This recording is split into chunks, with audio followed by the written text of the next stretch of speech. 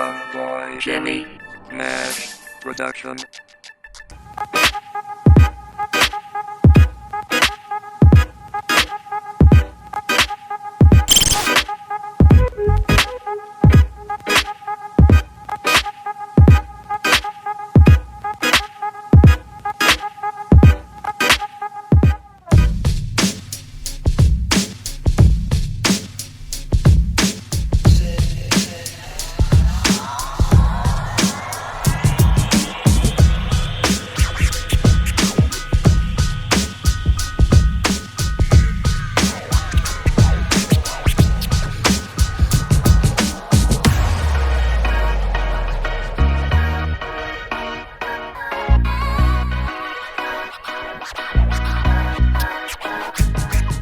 We are today at the book launch of Félicité Katie Oyono's new baby, J'ai vu la détresse quand la maladie frappe.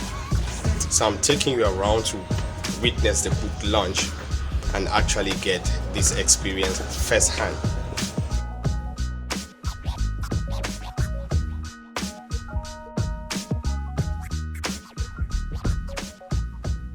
Les remerciements appuyés de l'honorable Bruno Martin pour votre présence.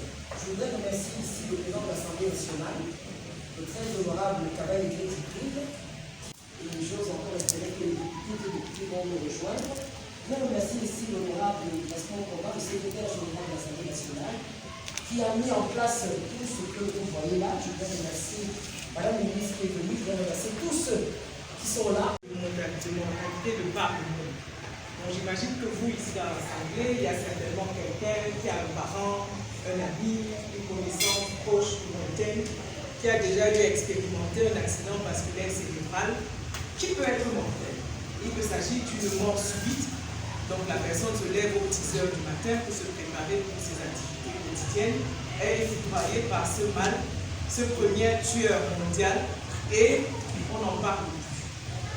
Mieux en être informé que d'attendre d'être victime pour agir. Mais une fois qu'on est victime, malheureusement, c'est une réalité qui est là et il faut vivre avec. Je sais que les questions qui vont suivre, c'est docteur, comment est-ce qu'éviter l'AVC, avant que je ne parle de ce que c'est l'AVC, ce que ça provoque et tous les désastres que ça provoque sur le plan social, sur le plan personnel, sur le plan économique.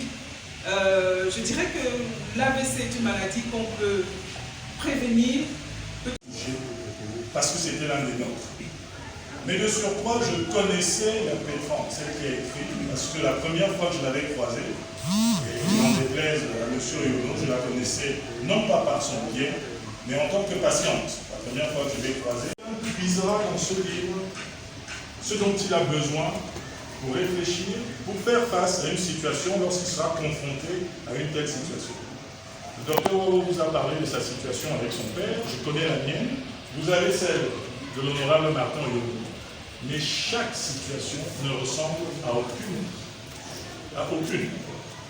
Parce que c'est la manière dont vous allez l'apercevoir et l'évolution qui adviendra de cette situation, qui vous permettra de supporter l'issue d'une telle situation.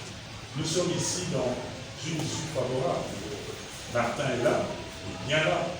Puisque de nouveau, il recommence à nous casser les pieds. Donc il est là. On ne peut pas en douter. Ce n'est pas toujours le cas de tout le monde. Having a soul, even a body. So we understand that the body is part of the human being, but the human being is not really the body. And that is why I like the French, when the French way of saying things whenever they are going to the mortuary to remove a corpse. They say, nous partons à la mort pour arriver à dépouiller des terres. And I used to have a question, dépouille c'est quoi? Quelle est la définition de la dépouille? On fait me faire comprendre que c'est quelque chose comme qui n'a pas la saleté ou bien la peau, quelque chose qui n'a pas de vie. Alors, je pose donc cette question, comment est-ce que je vois quelqu'un qui est mort, qui venait de mourir? Je le vois, il a toutes ses formes, tout, il est là, et puis on appelle tout de suite dépouille. Moi, tout d'abord, très humblement, à vous inviter tous à vous mettre debout pour que nous applaudissions pour féliciter pour le monde. Très concret.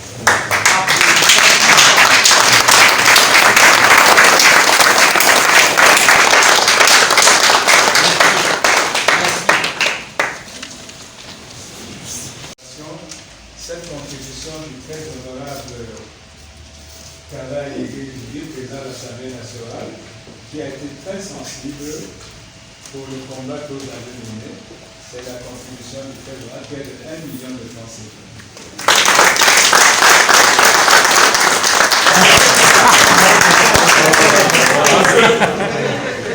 S'il n'y avait pas publicité,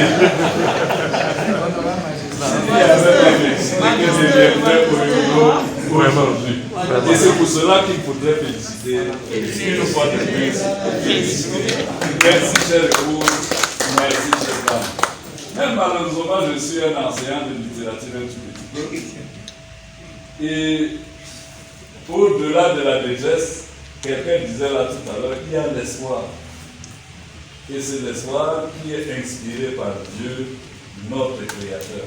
Ça, c'est déjà une bonne chose. Et une envie d'écrire.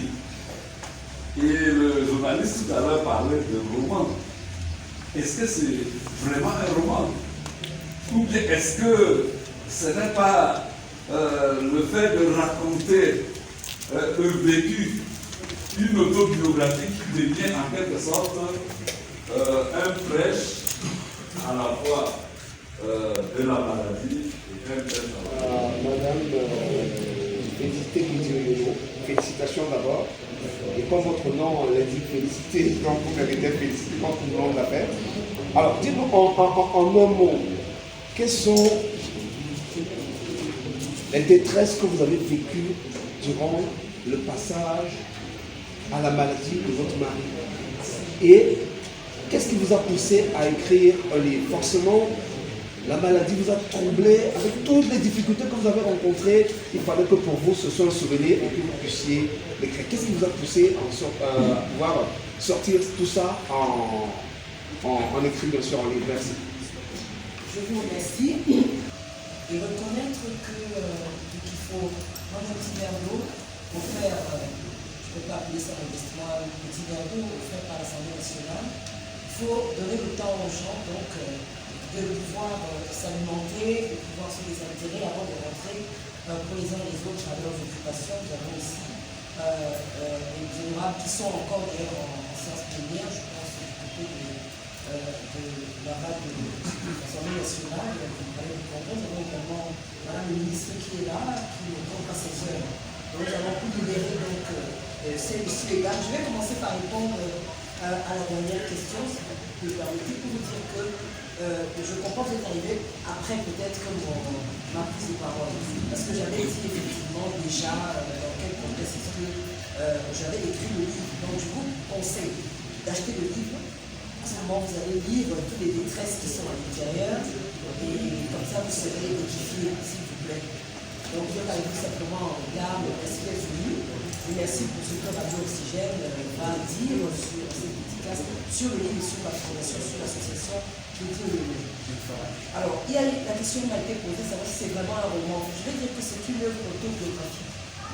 Pour moi, c'est une œuvre autobiographique puisque ça parle de mon expérience personnelle, l'expérience de la famille, en souhaitant, bien entendu, comme a dit Dr. Amiasi Gadan, j'ai beaucoup aimé cette formule d'ailleurs dans la préface qui disait toute ressemblance avec les uns ou les autres, avec une ou deux personnes, avec une ou deux familles, n'est pas fortuite, elle est même voulue, elle est même revendiquée. Je suis revenue encore écrire.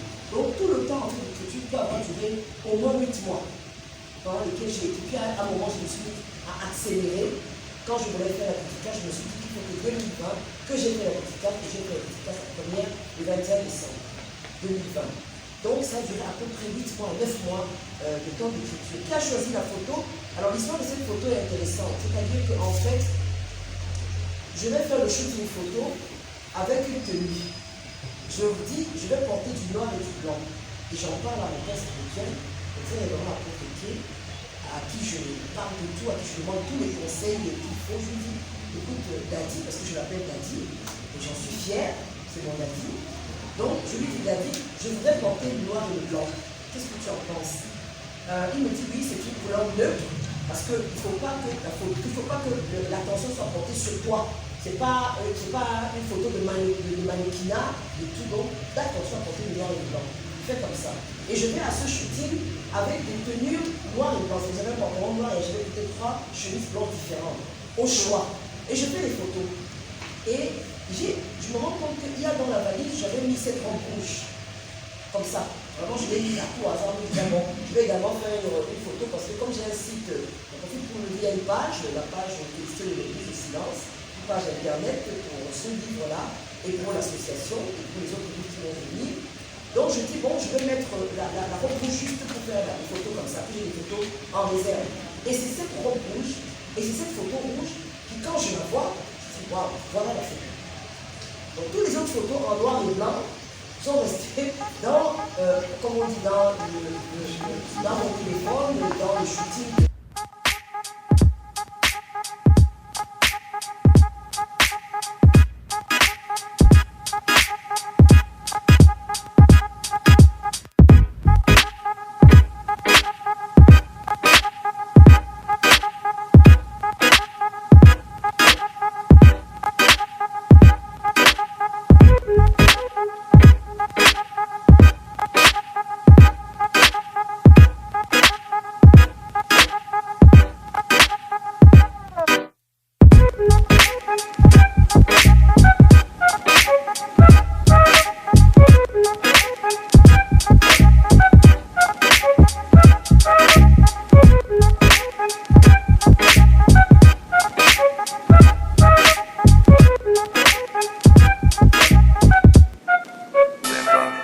Jimmy Nash